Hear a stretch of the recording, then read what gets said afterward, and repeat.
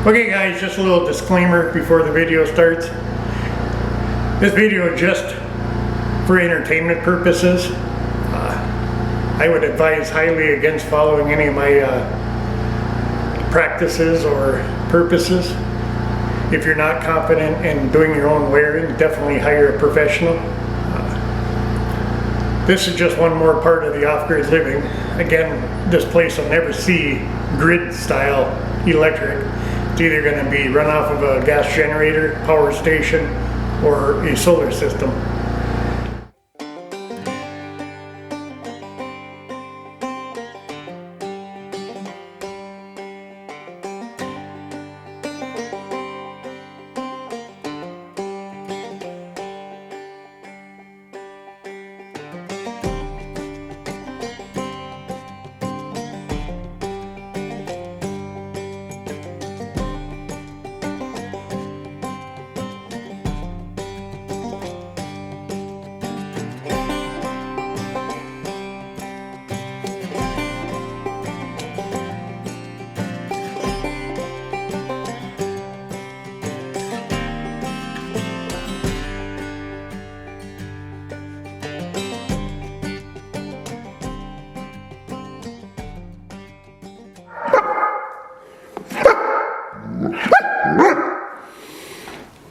What's your issues?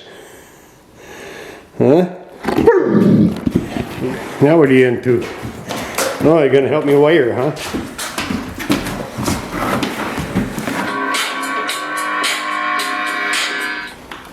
Always remember what side these wires go by white on white and black on gold. And then you want to put the open end of the wire in the direction that you're tightening the nut down. So you go like that.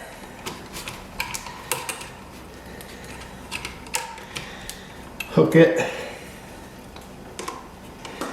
That way while you're tightening the screw down, you're actually pulling that hook around and tightening it up. I'm not an electrician. In fact, I just know enough to be dangerous. You know, I'm not using pigtails on these because they're not required here. So I'm basically, and that just means tying two of the similar wires together and then just running a single to each outlet. Instead, I'm actually using the outlet to continue my circuit. And because I'm sick of hand screwing, I just use my impact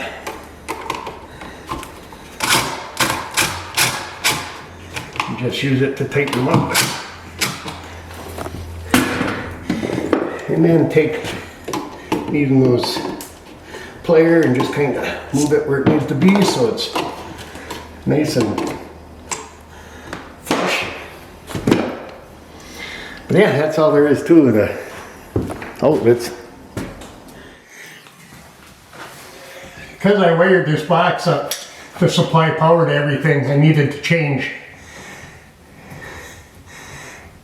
a neutral or a white line into a power. So what I did was just wrap some black tape around it, and that used to be, I don't know if it still is, I haven't done any of this type of stuff for a long time, but that's usually the universal way of letting you know that that white line is now hot.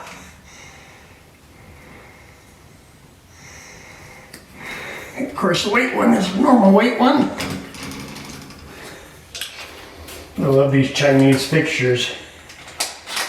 Normal screwdriver don't work on them. These are just temporary light bulb sockets, so I will change them out when I decide what kind of lights I want to put in here. In fact, these don't even have a ground on them. So usually what you would do is tie them into the screw on the box. But I don't quite need to do that yet, because I'm sure the lights that I pick up will be a little better quality. And actually have a ground wire for them, or for the crossbar.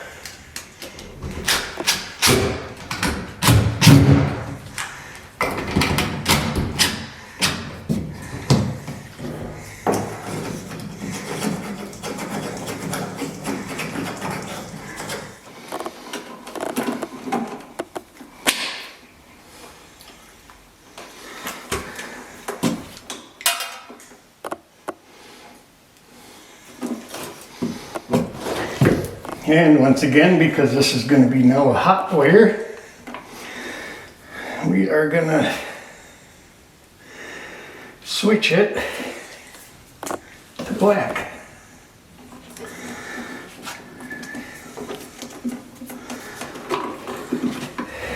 Now the light switch is just interrupting the circuit before it goes up to the ceiling light.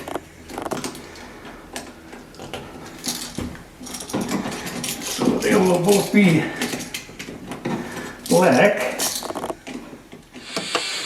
In the next few clips, I'll be playing in the entrance box or circuit box. As I said earlier, I'm by no means an electrician. This cabin will never go on grid and is solely for solar. Thus, I'm not getting into arc fault breakers or GFIs. As the disclaimer in the beginning said, know your electric codes and never work on energized outlets or entrances.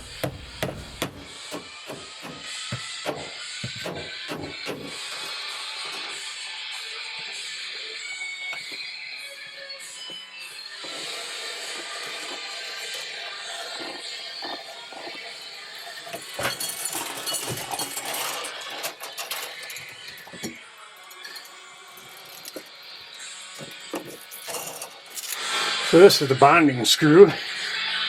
This bonds the box to neutral. And I'm not sure if I need that for the solar, but I'm going to put it in anyhow. And if we have to remove it, then I'll remove it. This is a circuit breaker. Just a square D type home style. They come in multiple amps. Most of these are going to be 15 amp because the only thing that requires 20 amp in here is the kitchen appliances and stuff. And these just kind of press in.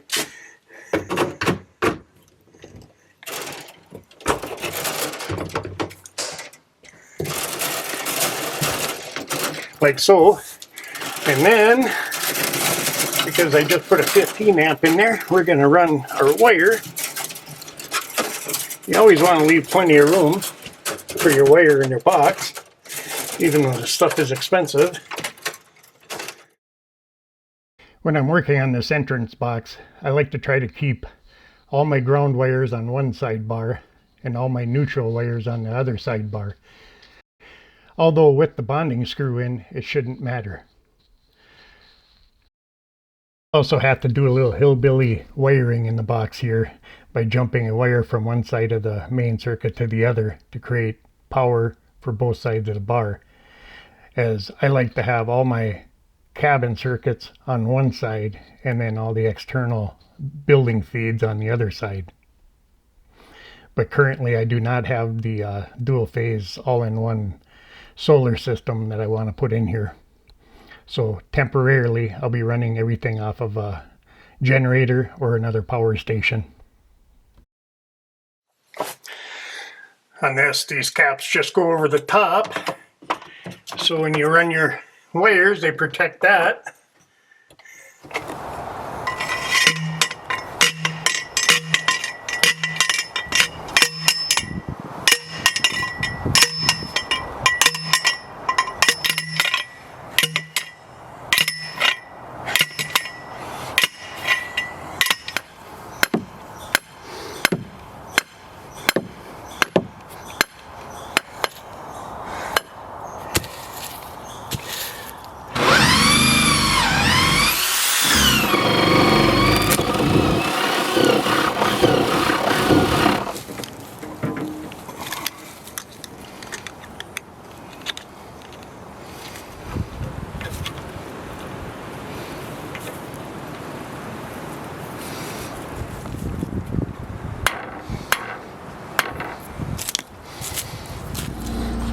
Okay guys, here's the hillbilliness part. I just ran a piece of Romex cable up and then jumpered it over to the other side of the main so that the box is still only 110, but I have power on both banks.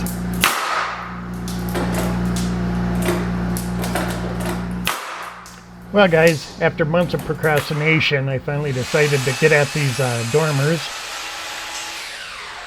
At the time of this production on this video, I managed to get this one finished.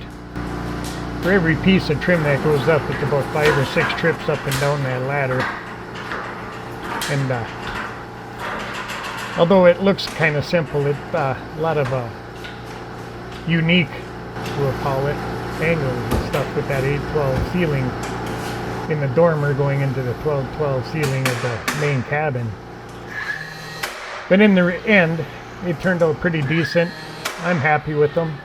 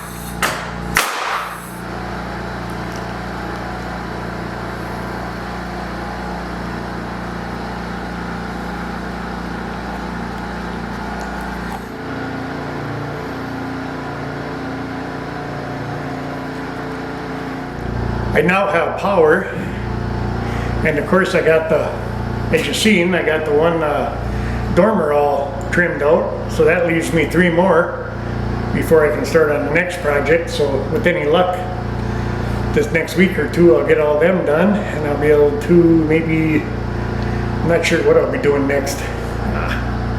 I hope everybody enjoyed the video and got something out of it. If nothing else, for straight entertainment purposes, as I said in the beginning. And staying safe and taking care out there. But until the next time, we'll see everybody later, and take care. Bye.